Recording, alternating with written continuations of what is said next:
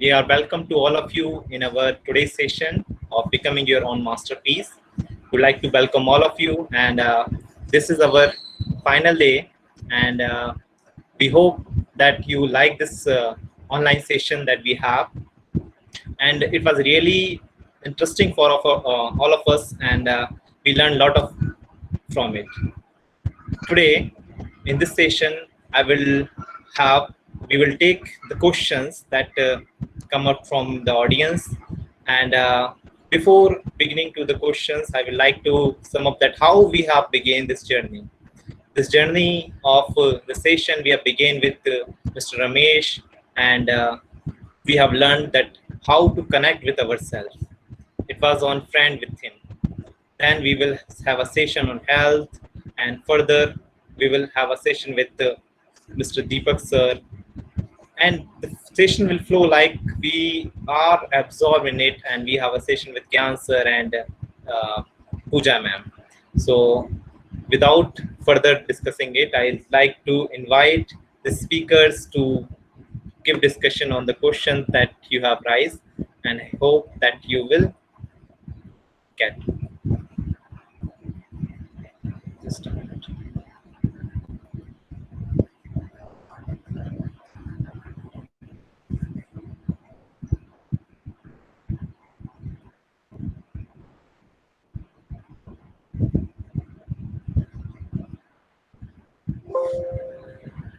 We have received a number of questions from the audience, but however, because of the limitation of the time, we have taken some of them, and by considering these questions, all the queries which ask in other question get resolved.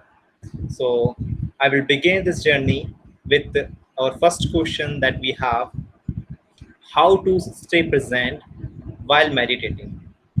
Is it effective enough to meditate for just 5 minutes when we cannot take out more time? So this question I dedicated to Ramesh sir. So sir, Ramesh sir, can you give light on this? Absolutely. Yeah. First of all, thank you for asking this question. It's a very relevant question.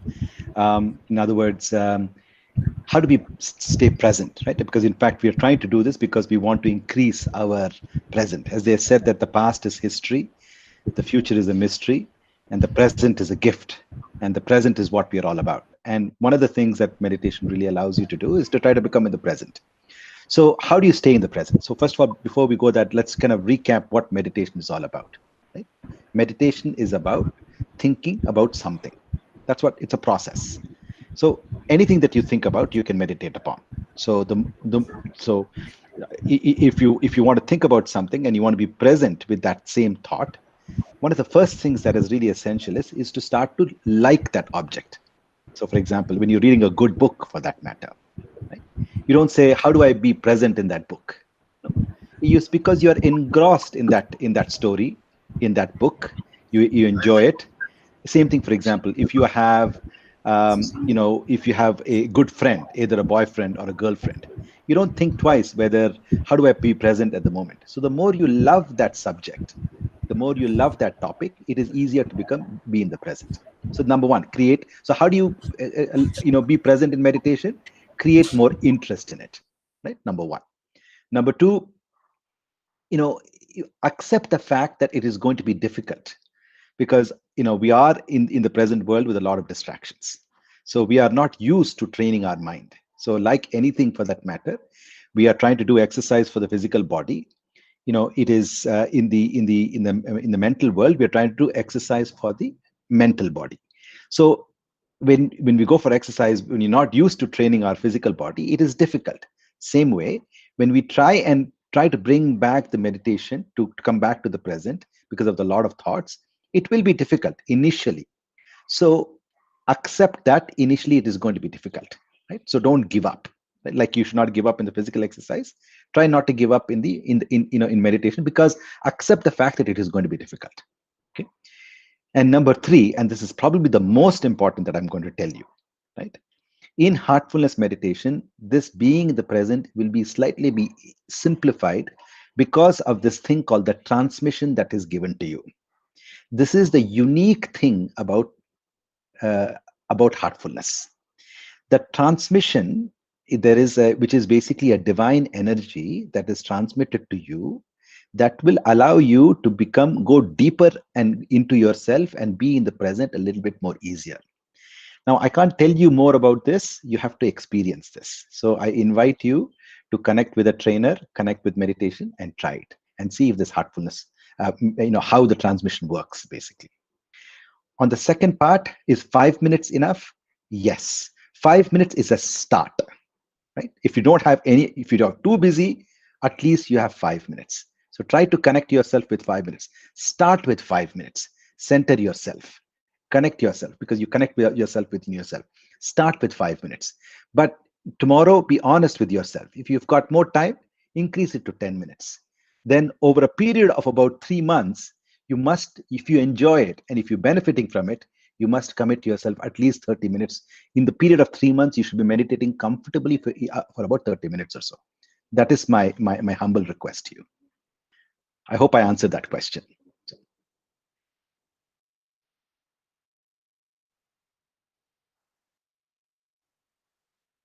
Pradeepji, we can't hear you.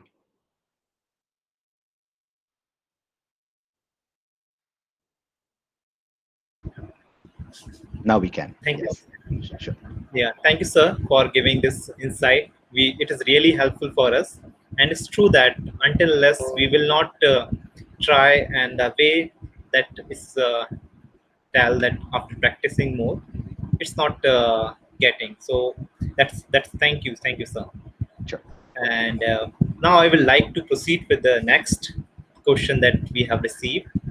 That is for our sister, that is Dr. Nicole. The question is, in this tough time, people with mental stress are going into depression and having anxiety. So, how can they cope up with those things? Does this practice of cleaning help in depression? So, ma'am, So Nikolai, can you please give the answer of this question? very important question, especially today. It's important all the time. We know that there's, unfortunately, a lot of youth that is undergoing depression at some point because of the stress that's, more and more coming from everything around the society, the family. I think youth might be the most stressful time, in your life where you yourself put pressure on yourself, your friends do put pressure on yourself, your studies are also there, and your family is also, expecting to see you grow. So obviously, one of the reaction of stress can be depression. So I would say, there are several things to do, and for me, this is where Patanjali, with this, yoga, answers this really, really, like uh, very long ago, and he included movement, with asanas in his answer to getting better. So I would say one of the things that you have to do, even though there is, there are restrictions and all, is make sure that you actually go out and breathe every day. Okay, you remember it was part of my presentation, but that's a must. We are all getting lazy, and because we are inside and because we are not allowed to go out, we tend to not even want to go out anymore. It's really important that you actually take the step and make that effort to do something outside. It might be just looking at the stars, the sky, or breathing there. And because we know that movement is taking you already out of your home, takes you out of your own self. And depression is all about looking at your own self, and you know uh, uh, all your questions and all your problems are because you're looking at yourself. So we are not able to go out, so we tend to think about ourselves more. So the first thing is go up, go on your terrace, go out, maybe just go round the corner, make a few steps, maybe early morning when there's no one. Of course, respect social distancing, but make that, don't lose that habit. It's really important. Okay? And if you have the possibility to even go for a walk, in your area, close by without, respecting all the distance and the security, please do that. So that's one of the first thing. Physical, okay, and do things that make you happy. Okay, so in all my slides, I will tell you, that joy is at the heart of feeling, you know, really letting that joy from inside come. Remember that this is at the center of our being. So watch some comedy. Try to be also mindful about what you watch. And of course, one of the greatest tool that I feel Heartfulness is bringing is definitely cleaning for this kind of period of time. Meditation might become a little bit difficult if you feel that you have some depressed thoughts, or if you're churning too much thoughts in your mind. Then when you sit for meditation, you might feel that you're actually not at all meditating, but you're brooding.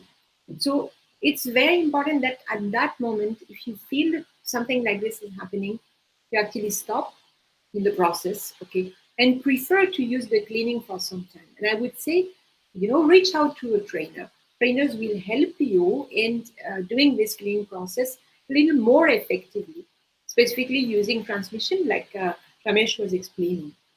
So we do have, I mean, I'm myself, have helped people who are actually suffering from depression.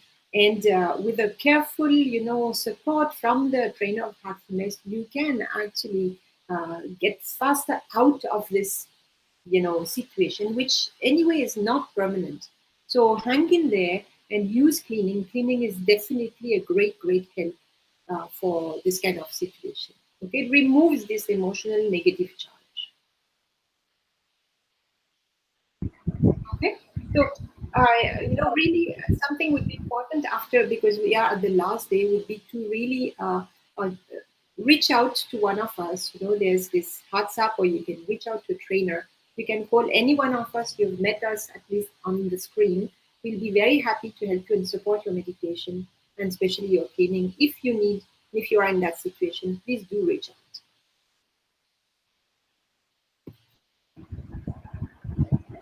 Thank you. Thank you, ma'am, for your valuable input on this query. It's a query that is largely based by the audience, and thank you for giving the response on it. The next question I have is on the academics. So this question I would like that Mr. Deepak respond. That is how we can balance between academics and curricular activities. So Deepak sir, please give your opinion on it. Thank you, Mr. Pardeep.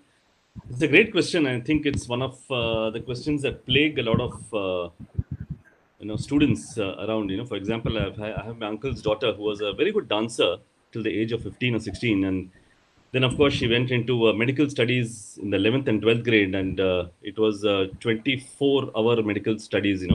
24/7. So she dropped the dance practice, and that's a curricular activity. I believe, and science also does mention, it's becoming quite important these days, that there are various kinds of intelligences. 9 different kind of intelligences. You have the intelligence, the intellect, which is one of them. But you also have the emotional intelligence. You have the social intelligence. You have the kinesthetic. You have the musical. You have the intrapersonal intelligence. And of course, I think a lot of education itself is evolving. They're trying to get group study. They're trying to get a lot of interactions to help take care of social and various other intelligences around the student. But I believe curricular activities does have its role to play in various other intelligence, natural intelligence, getting a spatial, musical, etc. And these are the kind of intelligence which will help a student, grow more holistically. So in that sense, academics and curricula, they have to be integrated quite, within the system, and one is really encouraged to keep practicing this, including the practice of meditation, like Veronique was mentioning. It helps to expand the consciousness, which is a huge spiritual intelligence around it, or spiritual quotient. So students, please do balance academics and curricular activities, and actually matches with some of the questions that are coming in the Facebook from Ruchika and various others in terms of the need for emotions and the need to balance yourself. I think it's just perfect in line. Thank you so much, Pradeep. Thank you, sir, for giving your valuable input. It's really important that to know how to balance in academic and curricular activities. The next question that I have is uh, is I think is the most critical, and that I want Mr. Gyan sir give light on it. That's what is the biggest motivation we should keep in mind while facing failure in life.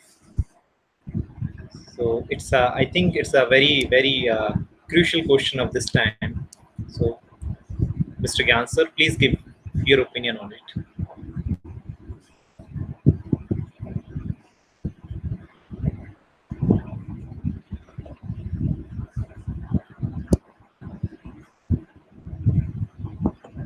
So you need to Gyan Bhaiya, unmute yourself. Gyan Bhaiya, we can't hear you. You need to unmute yourself, brother.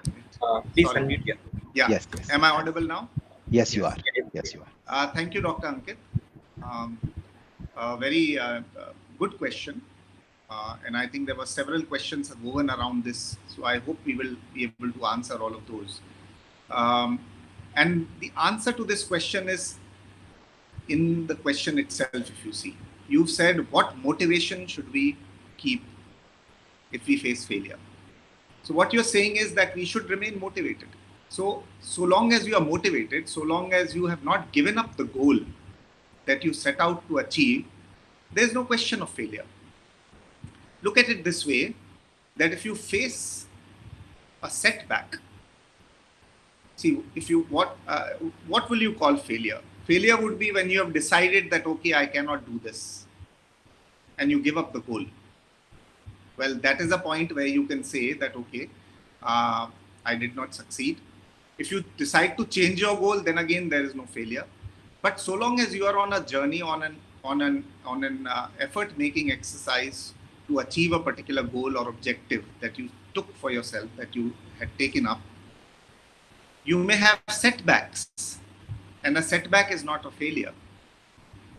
So each time we tend to call it failure. But what you should say is, so long as you have not given up the goal, it is only a setback. And each setback, let's take another example. Simple example, you want to climb a mountain peak. You may slip back. But if you decide, I'm going back again, or if you're walking and you fall and you get up and you start to walk again, that's not a failure. Because you have not given up the goal. So the goal, how much you want the goal and how much you are motivated decides where, that is the biggest motivation. And what we have to also understand is that more than failure, there is fear of failure. So we must not give kind of space to fear of failure in our minds. And this fear of failure is even before we actually land up with a setback, we feel that, oh, we are apprehensive. So at the end of the day, it is how motivated you are, how much you cherish the goal that you have set out to for yourself. And so long as you keep moving towards it, despite the setbacks, there is nothing like failure. Thank you.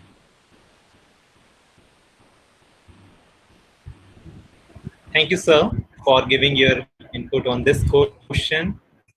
And I hope this question is fear that failure, and the response on the fear of failure is very much important for us, especially for the student community. And with this input, I would like to call for next question, that is on does meditation affect not only me but others around me? This is a very important question. Again, we hope like if I am doing meditation, what about who's are surrounding me, whether it's will affect. So this question is for Ms. Pooja. Please give your view on it. Thank you. Thank you so much I think it's a wonderful question. And I'll really be delighted to answer this. How I would like to explain this is that all of us in this whole world, in the universe, are interconnected. So, not only living things, but even non-living beings, we are connected to each and everything, even the nature, and even human beings, and even the animals, and even you can say non-living things, which we feel have no life. They're all connected. How I would like to explain this is that, each person or thing has a quality in itself, which has an effect on the other person. For example, if we go near fire, we start feeling warm or hot. Yes. If we go near ice, we start feeling cold. Right. And similarly, so what happens is the quality which is predominant in a person, which makes up that person or thing for that matter, that has an effect on that particular environment where that person or thing is. Right. So if we go by this, then if we say that, yes, I am a person who has started meditating and I do meditation every day, and you will see that a person who meditates will, and I think this is for everyone of the audience to try and see. Let's see, if I do 3 months of meditation, do the practice and see, does it have an effect on people around me? It's something to experiment. Yes.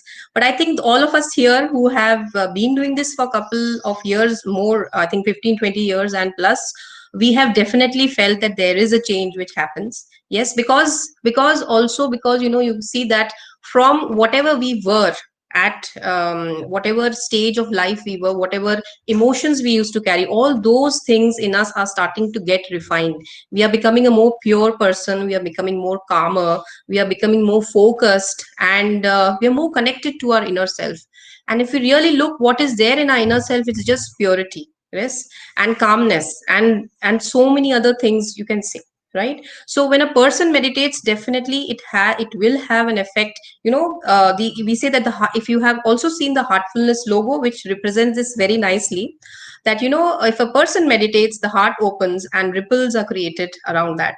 Similarly, if a group starts meditating, so many hearts are coming together and a bigger ripple is created.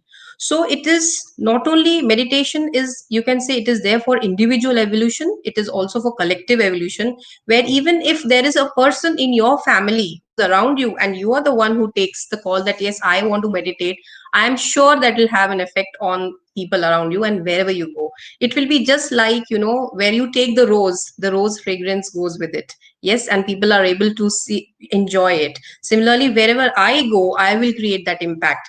And I think this is something which you all should definitely experience. So I would want all of us, all the students and whoever is watching this, please try and see and experiment this way. Thank you, ma'am.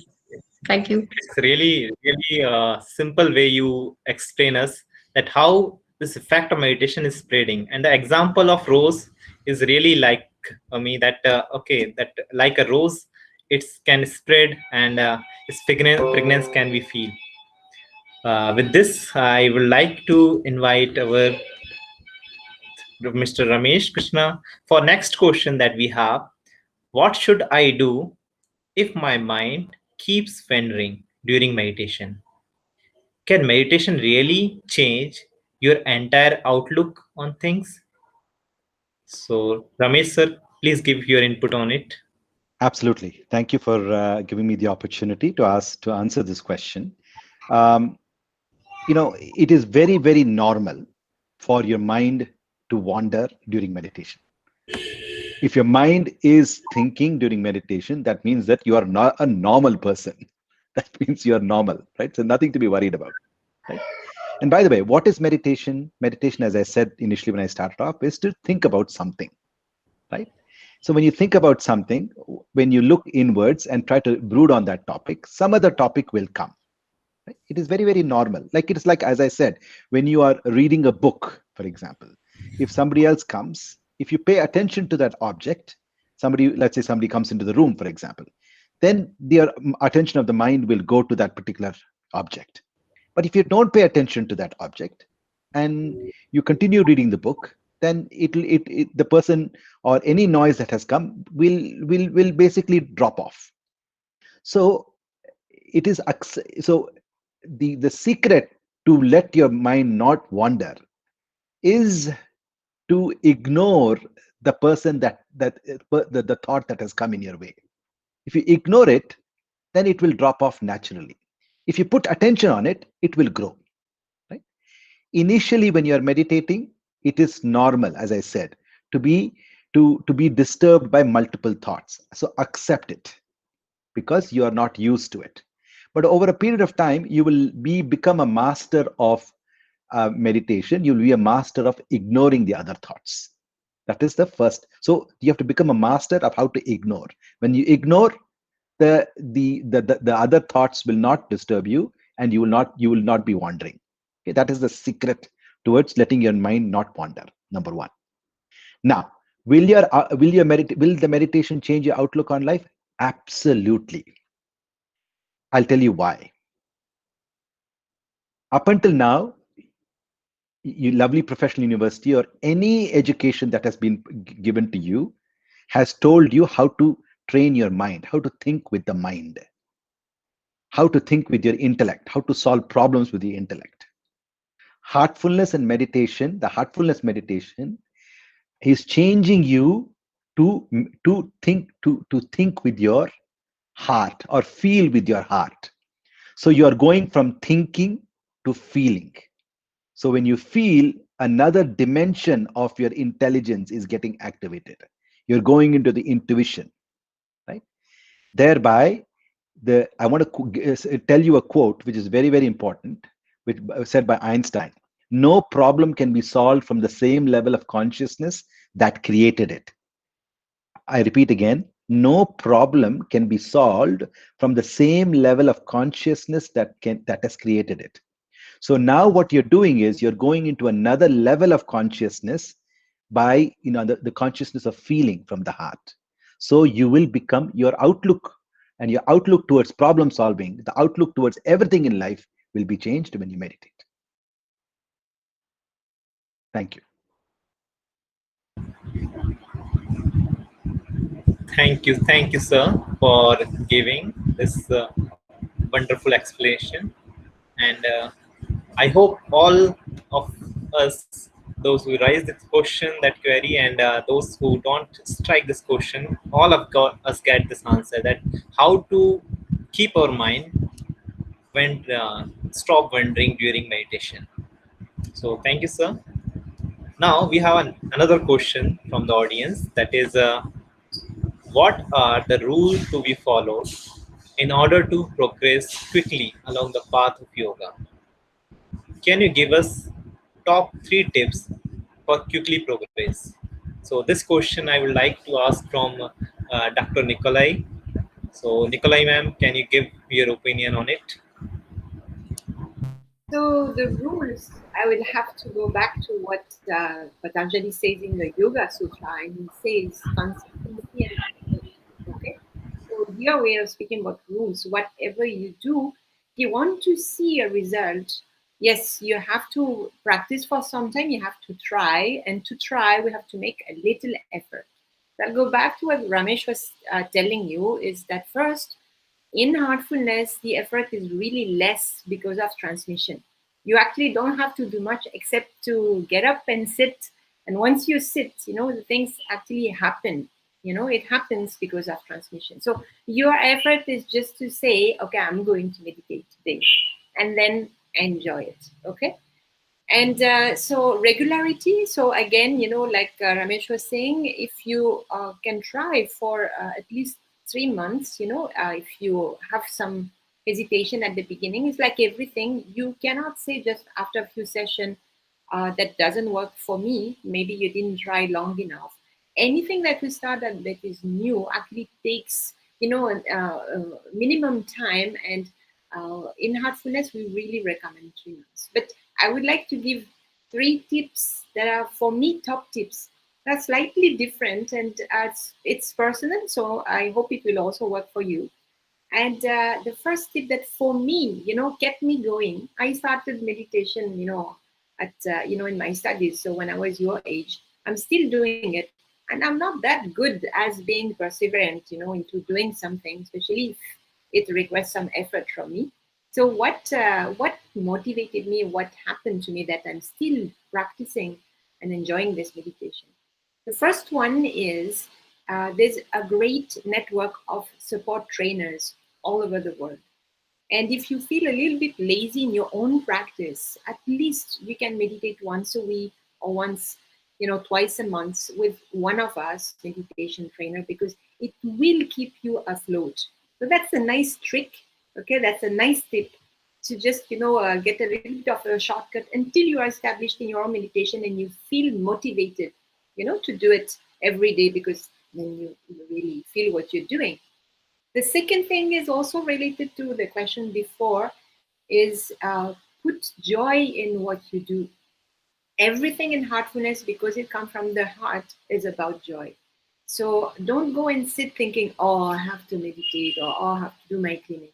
But just tell yourself, wow, I am taking that time for me right now. Taking care of myself, and it's not egoistic. You have to take care of yourself before you can take care of others. Okay. And joining the question we had also before about the rose, you first have to become the rose before you can, help others. And the last thing that was very important for me is also to never doubt. Am I doing my meditation properly? There's no way you cannot do it properly. You will learn by practicing that you're doing it better and better for sure, and it will evolve. Am I doing my cleaning well? Is it proper and all? Please don't doubt. Whatever you're going through is true for you at that moment. Heartfulness techniques bring you in the moment, and that moment is true for you at that moment.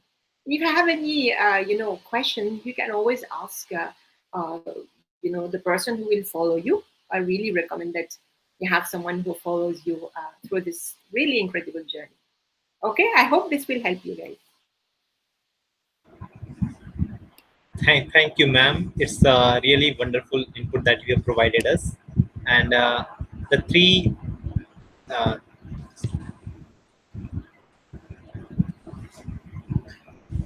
the techniques that you applying for you to keep interest in doing practice, get connect with the trainer, and don't keep doubt with you whenever you are proceeding. And once you test it and confirm the things, don't keep doubt always. So thank you, ma'am, for your uh, view on this question. Now, the next question I have is a bit tricky. That uh, is related with: is there any link between meditation and creativity or intelligence? Since our speaker, Dr. Deepak, is again have working in this area, so I would like him to get the answer of this. So Deepak sir, can you give your insight on this question? Yes, Pardeep, and welcome back to the students. So let's try to understand what is the objective or the aim of meditation is to create a meditative state of mind and to expand the consciousness. So in order to answer the particular question, I like to go a little more technical. So what exactly is consciousness? It is consisting of three particular subtle bodies, which is the mind, the intellect, and the ego. And one of the particular points of the question is how does it really, influence our intelligence? So it has a direct impact because when you meditate, you're actually expanding your consciousness, and in a sense, you're trying to move your intellect or your intelligence from to wisdom, to intuition, and to inspiration. That's the first part of the question. I'm actually taking it off from what Ramesh mentioned about moving to intuition. So there is a direct link between meditation and the expansion of the consciousness as well as the movement of the intelligence. Coming to the second part, which is the creativity, that can actually happen. Creativity, as I mentioned in my talk a couple of days ago too, it can happen only when the mind is free. You can think out of the box only when your mind is free of all baggages. And I truly recommend the heartfulness rejuvenation technique, which helps one to free ourselves of various baggages around us. Can really help us to think more expansively and become more creative in our student or careers, whichever we are getting along. So, in a sense, it was a very direct question. I loved it. there is a very direct relation between meditation, rejuvenation, and the combination of creativity and intelligence. Thank you. Thank you, sir, for valuable input. And it's really it's a question for all of us in mind that how to remain creative in to have the problem-solving approach.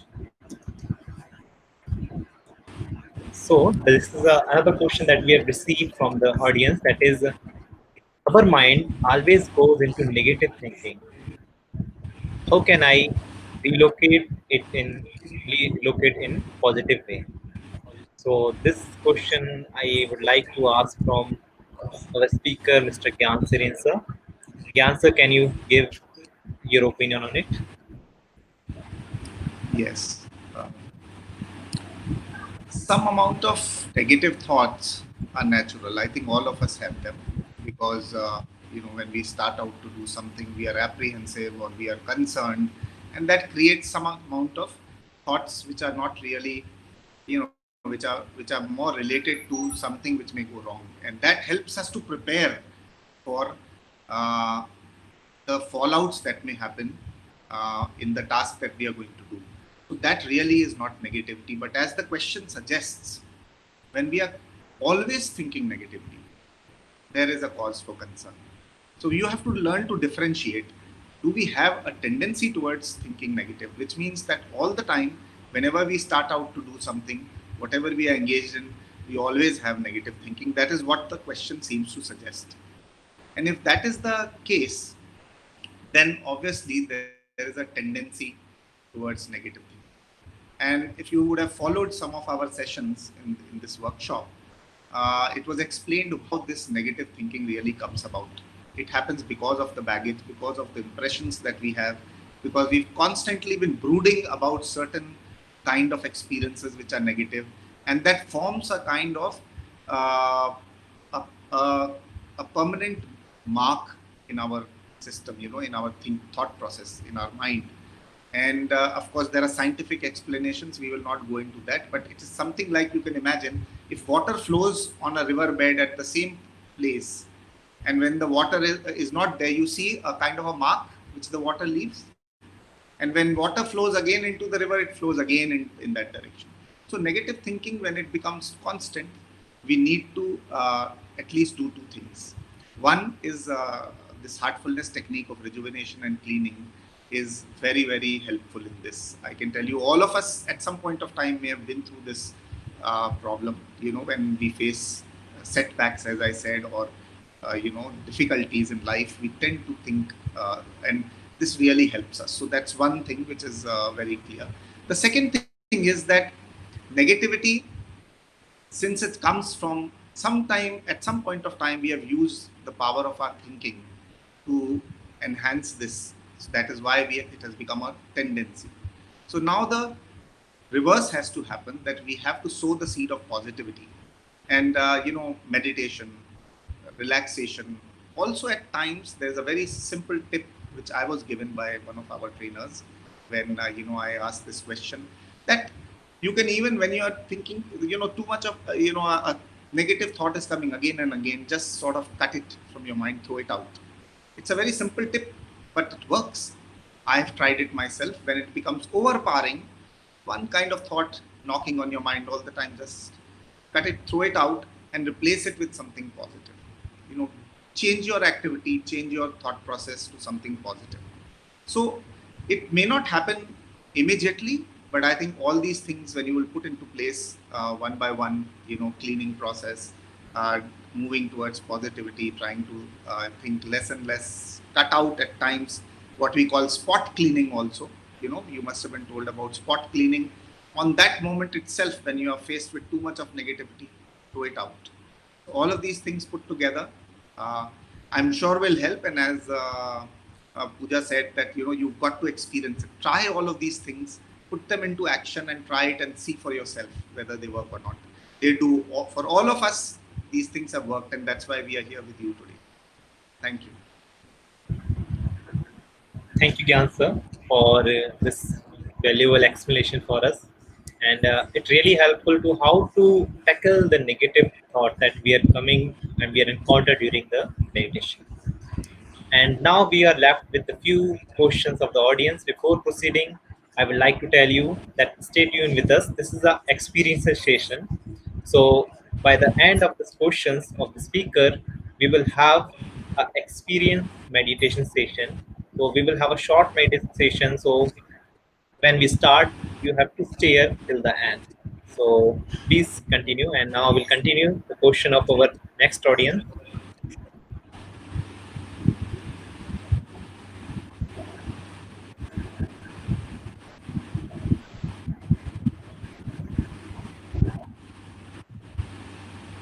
The question that we have is what are possibilities to achieve spiritual quotient as a student? It really seems to be tough. I would like Ms. Pooja Sinha ma'am to please give your opinion on it. Okay. Over to you, ma'am. Uh, so it's actually Heartful Campus, the initiative which we have for university actually wants that students should take up meditation as a practice so that they can, evolve into and even evolve into their higher level self and as a human being, and also try to balance their lives and their, student life. And even when they go out from the campus, they also become professionally also very sound in dealing with whatever, problems or crisis which life has to offer. We have ups and downs in life, and definitely we would encourage students to take this up. And when we say that can students do this, definitely yes. And I think it doesn't uh, apply to only students. Any person of any age can take up meditation whenever they feel that yes, it is time for them. We would encourage everyone to do it, anyone above 15 years of age. It's like, jab jago tab savera, and just your interest and your motivation counts a lot into where you can go. So the everything is it's like everything has been given to you on a platter, which Heartfulness especially offers, and it's for you to now make the best of it. So all those who have attended our sessions, especially in these 4 5 days, a seed has been sown. It is for you to water it. So it's up to you. You can go to any level you wish to. Yes, and we are there to support you. The Heartfulness trainers are there to support you. The practice is there to support you. And there are various forums where we can again connect. And if you are really interested that I want to test this on myself, surely get in touch with a trainer. And I think you will get personal guidance from there also. Yes, so thank you. Thank you. It was a nice question. Thank you, ma'am, for this wonderful input. And now, one question we have received from the audience, it's I found personally found very interesting. So this question I would like to give to all of our speaker. What change has you greatest life lesson you learned today as a result of your meditation practice? So it's really a interesting question that I found that what the greatest life lesson you got by doing this practice. So I would like from the speaker, please give your opinion on this question. Over to So I you. can I can start. I can start. So thank you. So I think Ramesh, it's very, yeah. sir, I'm will glad. give you. I'm glad that people are asking this question. It's very relevant. So for me, it's very very simple. I've been meditating for the past 25 years. I can just see that if I say one lesson, I was a very complex person 25 years ago. I'm a much more simpler person now. So the amount of baggage I have is slightly lesser. That would be my greatest lesson in the past 25 years.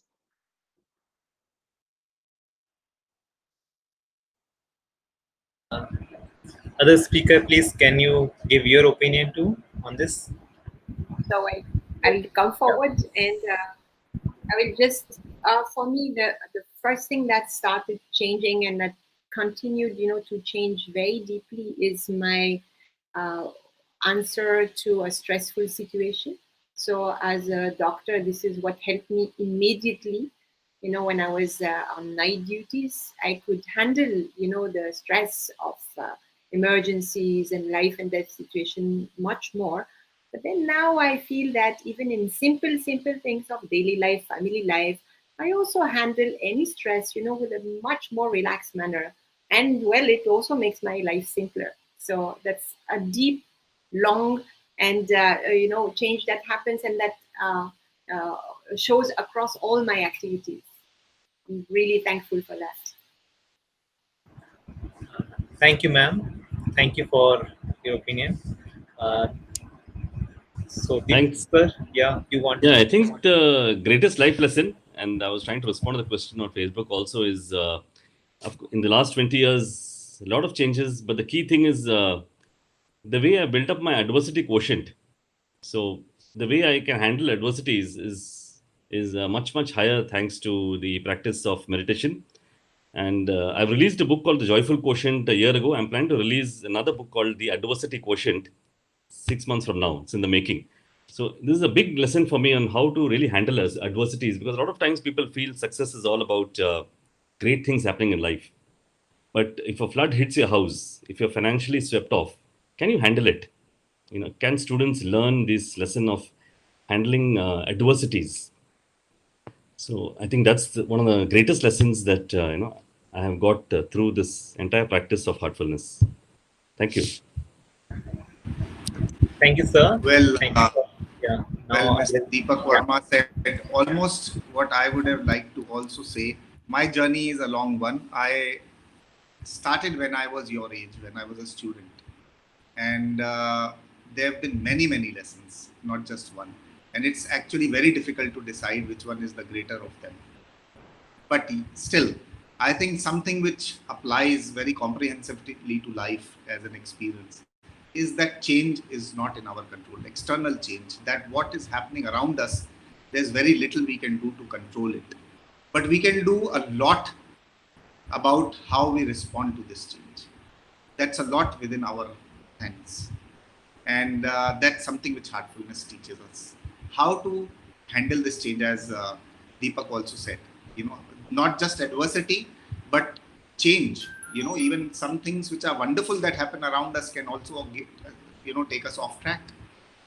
So it's change per se, which I realized that change has to be taken very delicately, and we have to, if we develop the ability to respond, and that we can only do if we have a goal in mind, if we have a larger goal of life, a purposeful life, which again is something which heartfulness helps us to understand for ourselves, each one for ourselves. It doesn't give something as this thing. We have to discover that goal, and if we have that larger goal in mind, it helps to give a direction to us, and then we know how to respond to these changes and still be on the track.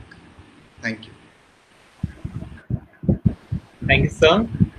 And Pooja, ma'am, would you like to say something on it? Yes, definitely. I think since the time I started regularly to meditate, the last 20 years, I started off as a student. I mean, just after college, after MBA, I started meditating. I was not regular for almost 2, 3 years, but suddenly I decided that if I had some liking to it, and that's why I started. So what is it that is stopping me? And then the day when I started doing each and every practice regularly, the morning meditation, the evening cleaning, the prayer, and also group meditations every week, I really felt that I'm moving forward, not only as a person, but not only personally but professionally also. So I have seen these changes. I was maybe the youngest person to be promoted in my organization. I thought that I never deserved it, but there were some qualities which my CEO saw in me, and those things I value a lot, that people are also valuing you for what you are. And definitely, along as we moved along, I felt that I was more accepting of situations and of people. So this is the biggest thing which I have learned till now, that whatever situation, like all of the speakers have said, but definitely acceptance of things, or acceptance of situations, and acceptance of people, whatever they may be and however they may behave.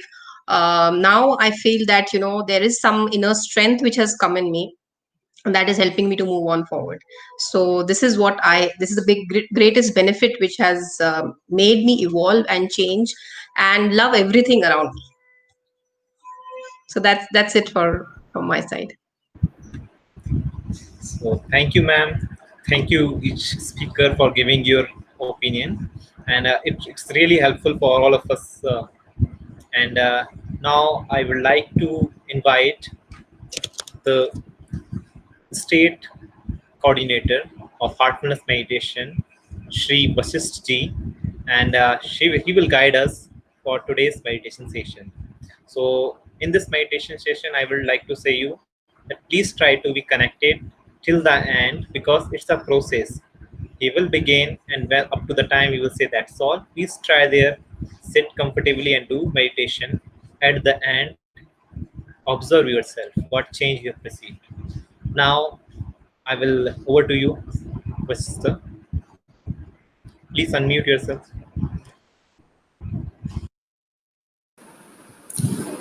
Thank you very much, Ankit. So, dear brother and sisters, uh, as our speaker has said, three important things. One is the transmission, and the other is that we should be unmindful of the thoughts arising out of it. So, in our meditation practice, which we are going to start, you will sit comfortably, feeling the presence of divine light within your heart, and feel that you are getting absorbed into it. And be unmindful of the thoughts and just feel what this transmission has impact on yourself. And third important thing is a meditation is effortless, totally effortless thing. So it is a happening. So let us see how it impacts us. So please start meditation.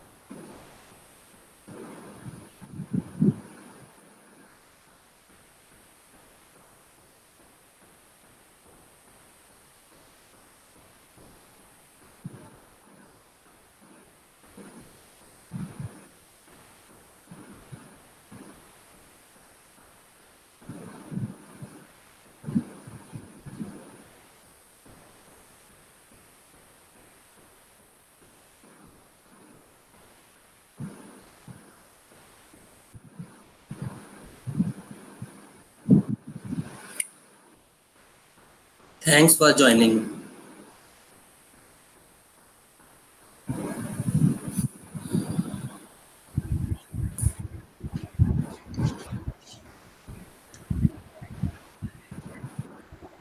Thank you, sir, for giving us this live meditation experience.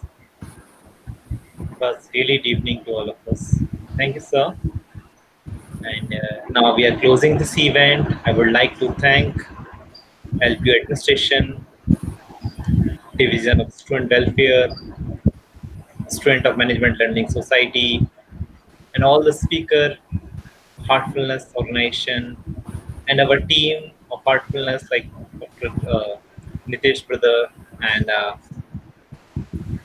Nitin, so who have contributed to make this event possible. And I would like thank you to all of you speakers who have come to us and join and share your valuable input. Thank you, and thank you all the audience to join us, and hope you will be remain in contact with us and for our future events. Thank you. Now we are closing this event. Thank you, everyone.